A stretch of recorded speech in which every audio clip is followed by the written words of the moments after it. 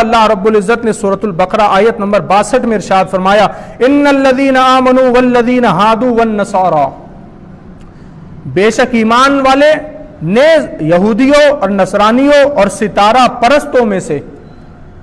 اب یہاں پر اللہ نے 3 قوموں کا ذکر کیا، یہودی، عیسائی اور ستارہ پرست یعنی نجومی.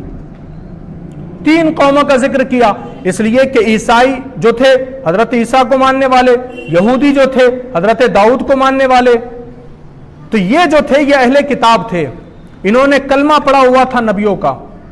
اب جو عیسائی تھے، ہمارے نبی علیہ الصلوۃ والتسلیم کے پیدا ہونے اور اعلان نبوت کرنے سے پہلے تک اگر وہ حضرت عیسیٰ کا کلمہ پڑھتے تھے تو وہ مسلمان تھے.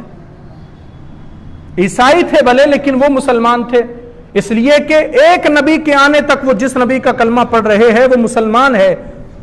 لیکن جب ہمارے نبی نے اعلان نبوت کر دیا، اب اگر وہ حضرت عیسیٰ کا کلمہ پڑھتے رہیں گے تو مسلمان نہیں رہیں گے. اب ان پر لازم ہے کہ وہ ہمارے نبی علیہ السلام کا کلمہ پڑھے جو کلمہ ہے لا الہ الا اللہ محمد رسول اللہ صلی اللہ علیہ وسلم. تو اللہ نے تینوں قوموں کو مخاطب کرتے ہوئے کہا، اللہ نے فرمایا ان الذین آمنوا والذین ہادوا والنصارى والصابئین، کہ جو ایمان والے نیز یہودیوں، نصرانیوں اور ستارہ پرستوں میں سے. آگے اللہ نے فرمایا من آمن باللہ والیوم الآخر. ان 3 قوموں میں سے اللہ نے بیان فرمایا، کہا کہ وہ سچے دل سے اللہ اور پچھلے دن پر ایمان لائے، وعمل صالحا اور نیک اعمال کرے. تینوں قوموں کو اللہ نے دعوت دی، اگر وہ اللہ پر ایمان لائے، پچھلے دن یعنی قیامت کے دن پر ایمان لائے کہ قیامت ہونی ہے، ہمیں حساب دینا ہے، اگر وہ ان پر ایمان لائے. تینوں قوموں کو اللہ نے دعوت دی، اگر وہ ان پر ایمان لائے، وعمل صالحا اور نیک اعمال بھی کرے، فلہم اجرہم عند ربہم، تو ان کا ثواب ان کے رب کے پاس ہے. اگر وہ ایمان لائے، نیک اعمال کرے، آخرت پر ایمان لائے، اللہ پر ایمان لائے، تو اللہ نے فرمایا فلہم اجرہم عند ربہم، تو ان کا ثواب ان کے رب کے پاس ہے. ولا خوف علیہم ولا ہم یحزنون، اور نہ انہیں کچھ اندیشہ ہو اور نہ کچھ غم. اللہ نے ان کو دعوت دی، کہا تم نے اگر ایمان لا لیا صحیح طور پر جیسا لانے کا حق ہے، تو اللہ نے فرمایا فلا خوف علیہم، تمہارے دل سے ہم خوف کو نکال دیں گے، ولا ہم یحزنون، کہ تمہارے دل سے جو اندیشہ ہوگا، جو ڈر ہوگا، ہم وہ چیز بھی نکال دیں گے تمہارے دل سے.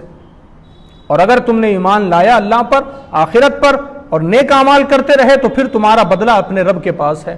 تم جب رب کی بارگاہ میں حاضر ہوگے تو تم کو تمہارا بدلہ مل جائے گا.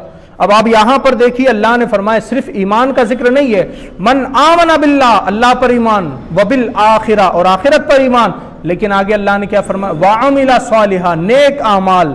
ایسا نہیں ہے کہ اگر کسی نے صرف کلمہ پڑھ لیا، کلمہ شہادت پڑھ لیا تو اب اس کا ٹھکانہ جنت ہے، ایسا نہیں ہے. اعمال صالحہ بھی ضروری ہے، نیک اعمال بھی ضروری ہے، نمازیں بھی ضروری ہے، روزہ، حج، زکوٰۃ بھی ضروری ہے، وہ تمام جو فرائض ہے اسلام کے وہ تمام چیزیں ضروری ہے. ایسا نہیں ہے کہ صرف کلمہ پڑھ لیا تو جنت میں چلے گئے. ہاں اللہ کا فیصلہ ہے، اگر وہ جسے چاہے تو کلمے کی بنیاد پر جنت میں داخل کر دے. اس لیے کہ ایک حدیث مبارکہ بھی ہے کہ جس نے لا الہ الا اللہ پڑھا وہ جنت میں داخل ہو گیا. لیکن اس کا مطلب ہرگز یہ نہیں ہے کہ صرف کلمہ پڑھنے کی بنیاد پر وہ جنت میں داخل ہو جائے گا، بلکہ کلمہ اگر پڑھ لیا ہے تو اس کا حق بھی ادا کرنا ہوگا، فرائض بھی ادا کرنے ہوں گے، واجبات بھی ادا کرنے ہوں گے، لوگوں کے ساتھ اس نے سلوک سے بھی پیش آنا ہوگا، تبھی اللہ اس کو جنت میں داخل کرے گا. تو اللہ نے فرمایا من آمن باللہ والیوم الآخر، اللہ پر ایمان لاؤ، آخرت پر ایمان لاؤ، وعمل صالحا، نیک اعمال کرو، فلہم اجرہم عند ربہم، تو تمہارا ثواب اپنے رب کے پاس ہے. فلا خوف علیہم ولا ہم یحزنون، اور نہ تمہیں کوئی چیز کا غم ہوگا، نہ کوئی چیز کا اندیشہ ہوگا.